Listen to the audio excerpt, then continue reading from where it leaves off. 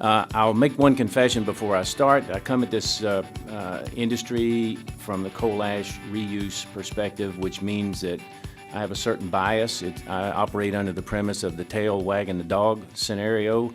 When I walk into a power plant, members of our industry, which many of them are here, we look at a power plant's primary purpose is to generate good quality ash. And we recognize before the day is over, usually we understand what the premise is and we understand the priorities. However, our job and our industry's job is to take that commodity that comes out the backside of the power plant and make the most value of that commodity we can.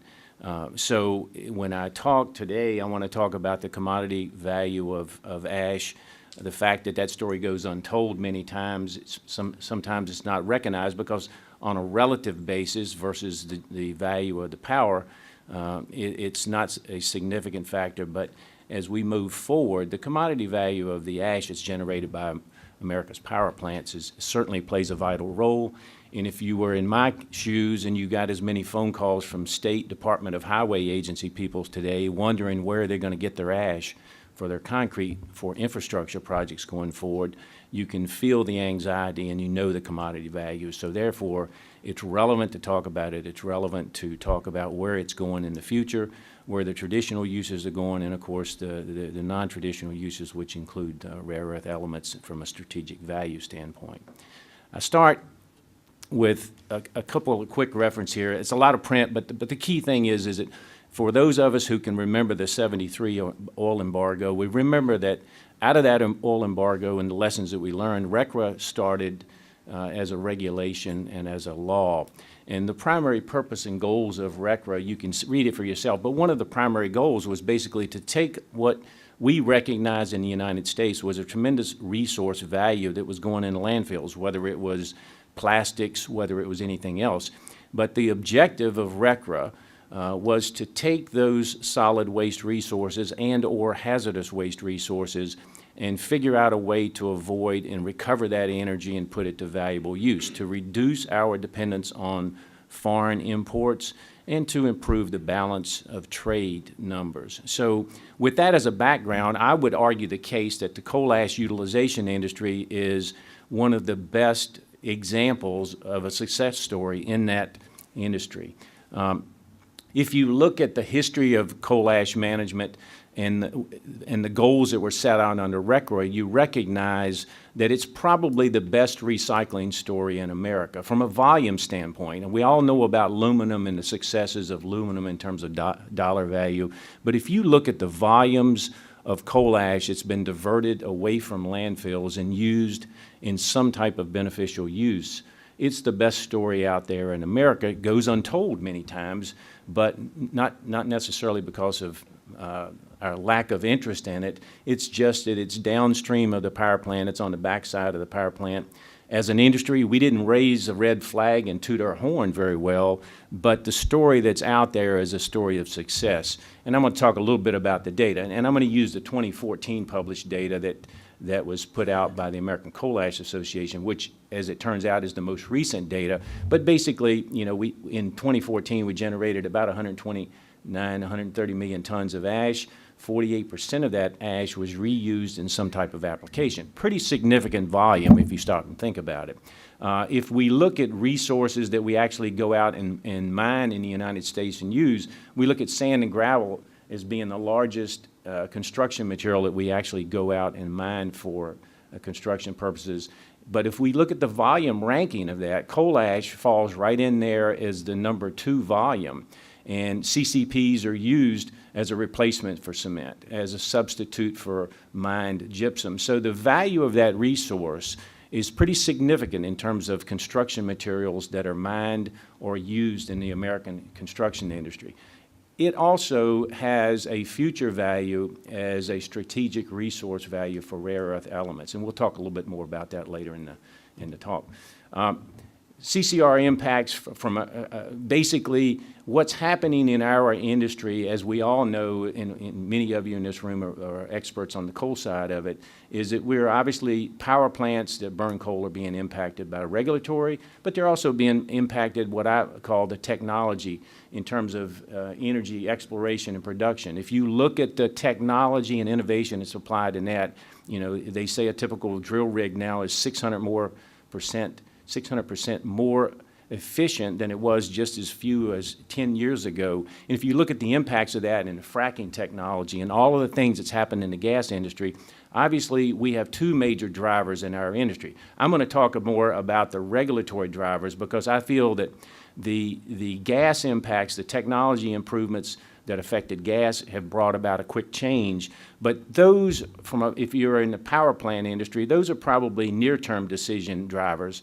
The long-term drivers are probably regulatory more so than anything else. So long-term effects on us is that we know that our industry has been affected dramatically by all of the environmental rules you see listed here. Specifically for us, the CCR rules and the ELG rules have the most impact. We know that in terms of coal plants, we had the hardest hits planned basically in 2015, 2016. In terms of number of plants and closings, we know that we're expecting about 60 gigawatts of closure by the end of 2016. We know, based on the tally that we're tracking, that there are about 19.6 gigawatts announced for shutdown between now and 2025, and we can equate that to, you know, mostly compliance-related cost, and we also evaluate what that means to us as an ash industry. So we know that the resources that we have available to us are decreasing. We also know that the value of the market demand is going to gradually increase because the uses for fly ash are going to continue to grow. Use in concrete, if you want to make high quality, long life cycle concrete for America's structures, bridges, buildings and stuff, if you want a long life cycle concrete, you're probably going to need fly ash in there as one of the ingredients to replace cement. So we know that when you put fly ash into concrete, as an example, that not only does it increase the life cycle, but it decreases the cost. And those are pretty important to all of us as taxpayers because we pay for the roads and infrastructure that we have out there. In terms of the capacity reductions, just real quickly on this, we know that out of that 310 gigawatts of current capacity, we're going to lose 48 to 60 gigawatts. That capacity that we're losing, I think most of us in this room are aware, that's usually the older plants, the smaller than 200 megawatt size plants. Average age of them was 54 years, and most of those plants didn't have SO2 control. So those are the plants that's being impacted. Out of that 19.6 gigawatts that are affected to that, we equate that to roughly 8 million tons of additional ash losses that would be based on nameplate capacity drops. So that calculation is driving off of capacity factors in the nameplate size of them. But that's a negative impact on the ash, in addition to the fact that we have basically capacity factor drops because of what plants are being dispatched in favor of gas. So we know there's going to be downward pressure on the volume of ash production for the next number of years. If we look at the data for the 2014, if you look at the utilization of that data, we know that fly ash production was down, bottom ash production was down 2013 versus 14. FGD production was actually up, but yet the increase, there was an increase of actual ash used as a substitute for other products. And that ratio we think is going to continue. Now we know that based on the annual survey for 2015 data that is incomplete at this point, not published, but we know the trends are going to be that total volume of ash is going to reduce. We know that the total number of tons is reduced. We suspect, and I would expect, that the percentage of ash utilized is going to increase. There's been gradual improvement in the economy from a construction standpoint, whether it's infrastructure on the government structures or whether it's commercial, industrial, or residential. And that's basically the three brackets that we break down the usage criterion. The one thing that's kind of interesting is that some people say, well, ash usage goes up when the economy's good, it goes down when the economy's bad. But one of the things that's a crucial issue for our industry is ash utilization trends to, it tends to go down in usages when there's not clarity in regulatory climate. So if you look at from the period of time 2008 till now, specifically during that period of time that we had where there was a lot of lack of clarity because they didn't know whether ash was going to be regulated under Subtitle C as a hazardous material or either under Subtitle D as non-hazardous. That lack of clarity caused a negative influence on the ash utilization industry. If you look at the trend backwards, what we find is that even in economic downturns, ash utilization goes up. Now, what's the obvious thing there?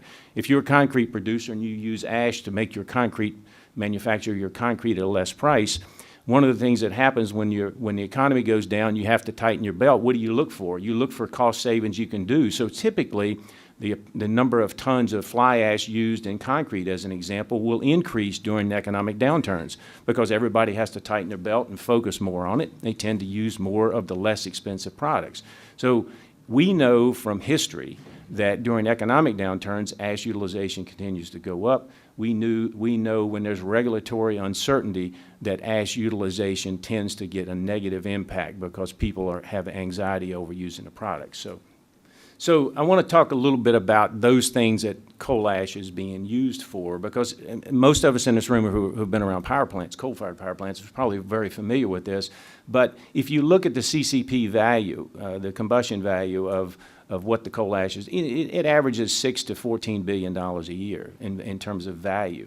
In a construction, new home construction cost is roughly 3% of the home cost is savings attributable to CCP uses, using it in concrete, using it in wallboard, gypsum use in wallboard, various uses. So if you look at the materials that fly ash and gypsum replace, typically cement is produced and sold at roughly $80 to $110 a ton, depending upon the economic cycle, where we're at in the economic cycle.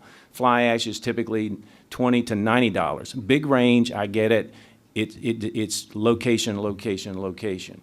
If you're in California, you're going to pay for a lot of ash. We got a mandate to use fly ash in California, but you don't generate a lot of fly ash in California. None at utility-based power plants, just some industrial plants out there.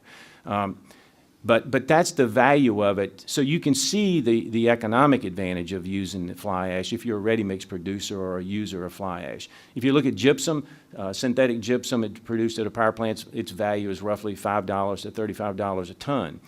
40 to 50% of the wallboard produced in the United States is currently using synthetic gypsum. So it's a significant use and it's a significant savings to home builders, office complexes, whatever. Those materials have value, and that's a resource value that I would argue sometimes gets less attention other than the people that's working specifically in industry. But in terms of policy decisions as we go forward, I would encourage all of us to think about the resource value of that, because it affects every taxpayer, every person in America. In terms of fly ash utilization itself, you can see this trend, and I'm not going to belabor the points, but you can see that the tons drop, but the percentages go up in terms of utilization. We would expect that total tons of fly ash will continue to drop in 2015 and 2016 based on coal burns.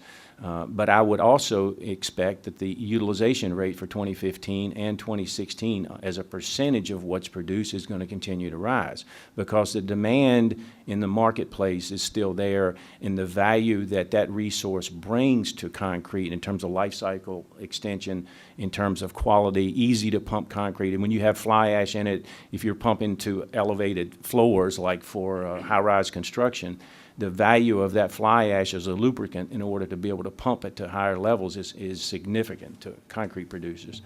In terms of bottom ash, the value of bottom ash used in various products, anti-skid material to replace salt so you don't have as much rust on bridges. Salt chloride penetration into the interior of the concrete preserves bridges, gives them a longer life cycle. Lightweight aggregates is a typical use. So all of these product uses, when you look at the value of what they're replacing, it basically avoids having to produce those resources. It's a recycled material for all practical purposes, so it avoids not only the mining of it, but it avoids all of the CO2 generation, as an example, that you would create in mining clay in order to make, run it through a cement plant and manufacture cement. In the case of fly ash, for every ton of fly ash that's used in concrete, it replaces or avoids about a ton of CO2 emissions coming from the cement plant. So it has its resource value from that perspective. As we touched on, the wallboard industry uses about 50% of the production of 50% of the production of wallboard in the United States uses synthetic gypsum. That cost to them usually is relatively insignificant, $1 to $10 range. In the cement manufacturing, we use gypsum as a set control agent. You grind about 5% gypsum with the cement when you make clinker in order to make the finished product cement. And its value to that application is relatively inexpensive, but yet felt in terms of the total cost of cement and how it reduces total cost going to the customer. In the agricultural industry, which is kind of an interesting one because it's growing at a pretty reasonable pace, we've known ever since we started putting scrubbers on power plants that the volume of sulfur emissions was being reduced. One of the best success stories out there. Now, what we know today is that when you look at gypsum and you look at that sulfur that used to be in the form, was emissions and came back to the earth in the form of acid rain, that sulfur actually had value back to the farmer because he was getting his sulfur nutrients for free. Sulfur, from a plant nutrition standpoint, is the fourth most important nutrient that the plant needs. As an example, corn or soybeans take up about 16 to 18 pounds of sulfur per life cycle on corn and soybeans. It's coincidental that the volume of sulfur that's being reduced because of cleaning up the air is about 16 to 18 units of sulfur per acre. And what we find is that in the gypsum it's produced, high-quality gypsum that's produced at a power plant, it has about 16 to 18% sulfur and about 21 to 22% calcium. So one of the things that this is an area of beneficial use that's gaining ground is obviously the sulfur or the gypsum that's produced at a power plant is a higher purity than what you would typically get if you were mining gypsum. So the value of that gypsum for all of the applications is significantly better because it's a better quality gypsum.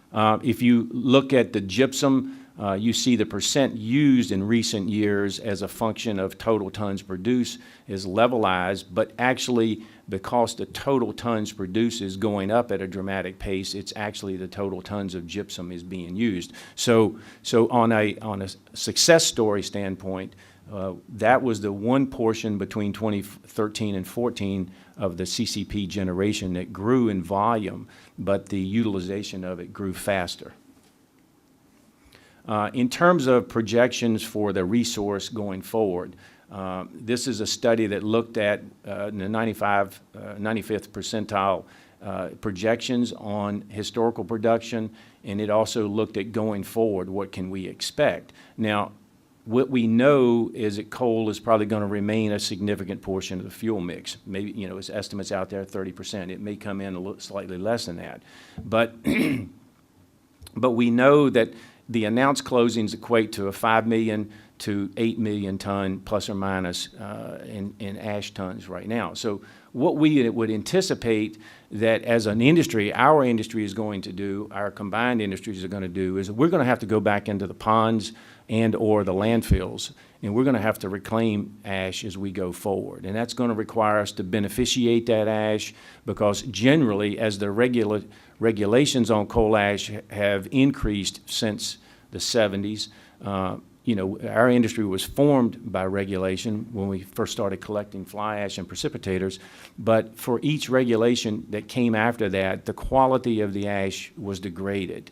Low NOx burners cause more carbon and unburned carbon to be in the ash, which is detrimental to the uses that we use the ash for. So we know, and we've been on this pathway of using beneficiation add-on equipment to the backside of power plants in order to enhance the value of that ash. And that trend is going to continue. We're going to, as with the production in certain regions of the United States, the production of ash drops off. and regional markets are not met, we're going to be going back into the ponds and landfills to mine that ash. So from a policy standpoint, one of the things that I think is important for us as policymakers is to figure out a way that we can go back into these landfills, because there is a strong prohibition, not necessarily prohibition, but it's a hurdle that we have to get beyond, because once a utility closes a landfill, there's going to be a tremendous disincentive to allow anybody to reopen it during a post-closure period. Now, we can address that issue from a policy standpoint, and that's the kind of things that we need to be thinking about going forward. In terms of future uses of coal combustion byproducts, we'll always have the traditional uses. We may be taking it out of a landfill or a pond and supplementing what the daily production is in certain markets, but we'll have those construction applications. But the one thing that's kind of exciting that's on the horizon is the use or potential for uses in terms of the rare earth elements.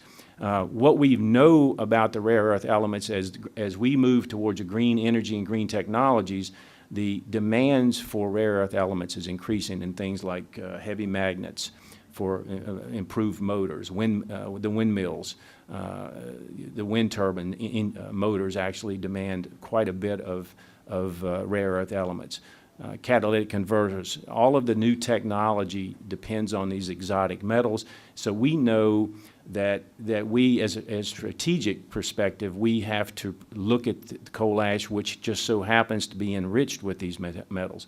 China supplies about 80+% of the world supply of rare earth elements. We went through a period in 2010 where China basically cut back and said, look, we're going to cut back all of the exports and we're going to prohibit exports to Japan. So we saw between 2010 and 2012 an extreme volatility in pricing. Auto manufacturers were caught flat-footed. I mean, wide swings in these metals. And what's happened is that obviously higher prices usually pushes innovation, and that's happened. And the Honda example recently announced that they had made magnets without rare earth elements that were 10% cheaper and 8% lighter. So what we need to do, and I think we recognize this as a country, is that we're going to need rare earth elements. That trend of growth is going to continue. So we must figure out a way to find those sources that are not subject to political volatilities around the world. And it just so happens that coal ash happens to be one of the potential options as we move forward. And if you look at this chart, this is some of the uses that the rare earth elements is used for. I highlighted the couple of them. It's used in the auto industry and the motor to make electric cars, or the high technology applications. But if we look at what's being done to meet this strategic risk right now, DOE has issued in December of 2015, announced that they had 10 projects that they were funding under a joint funding basis, and I'm going to flip to that slide. Of those 10 projects, 6 were bench scale, 4 were pilot projects, and the goal is to advance up to 4 projects out of that territory. I include this chart. It's too much data to look at, but I include it in the slide so you can have it for later on to take a look at. These are the DOE funded projects. Most of them are in the $800 to $1.2 million funding range. That research is going on now. There's a few things that's come out of some of the announcements. As an example, the Duke University has released some of the data, early on analysis data in terms of characterizing the deposits. Basically, across these projects, we look at all the coal sector deposits. We look at ash, it looks at coal, it looks at the other byproducts that come out of the mining and or the ash production side. So what we know is that within the ash itself, the concentration of the rare earth elements is 2 times to 4 times the normal deposit out there in crustal deposits.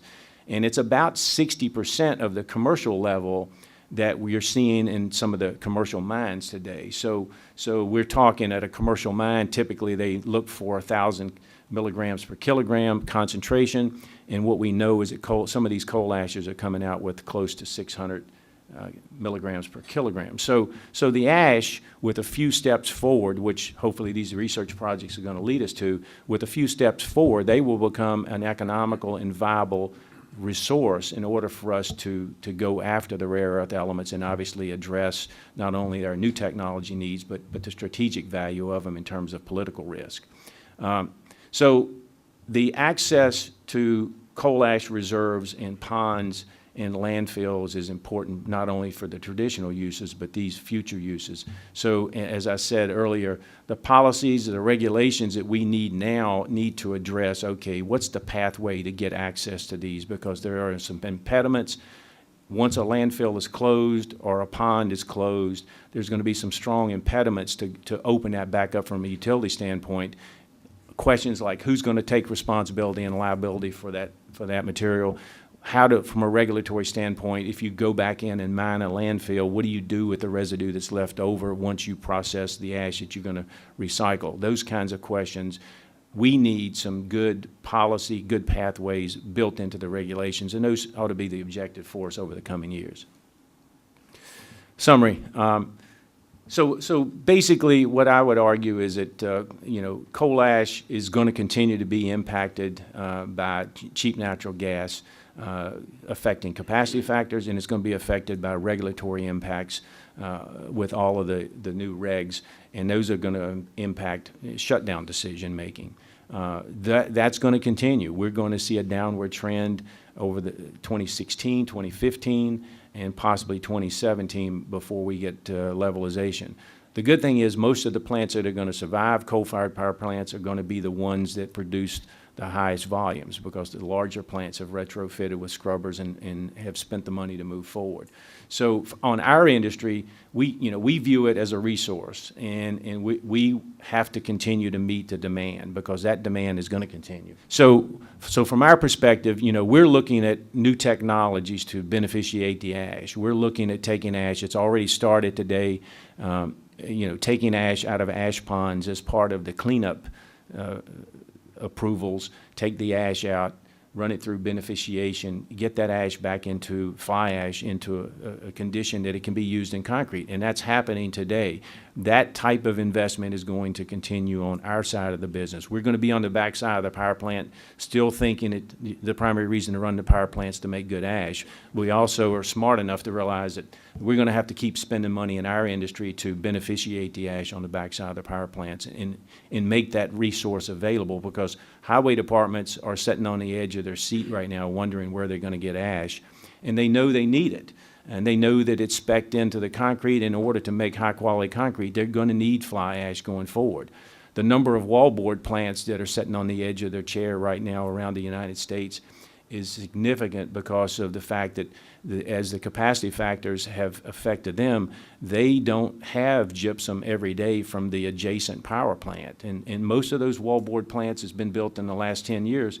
They were built adjacent to power plants specifically to have access to that gypsum, and they rely on it. And now, during extended periods of time, those plants are not operating and producing the volumes that they need to make the wallboard. So we know as an industry going forward, we're going to have to apply technology solutions. We're going to have to apply investment on the backside of power plants in order to keep that ash as a valuable resource as part of the fuel mix. And, we'll have daily production of ash going forward, at least during my career, but we will have to be mining the ash out of some of the impoundments. We know that there's more than 1 billion tons of ash out there sitting in reserves. Some of it is going to be too difficult to extract and reuse it. If it's been mixed with FGD sulfite type products, it's going to be extremely difficult to ever reclaim that ash and mine it out and put it into use. But there are sites that have fly ash or bottom ash that's reusable, and we're going to be doing that as we move forward. So, and of course, we don't know today what the options are going to be for the rare earth elements, but we're pretty excited about what that brings, because the things that bring in terms of more resource value also opens up opportunities that you're going back in the landfills, and hopefully the byproducts that would come out of the reclamation processes, the chemical and mechanical processes that are going after the rare earth elements, will leave us with a product that we can try to use for the other traditional uses also.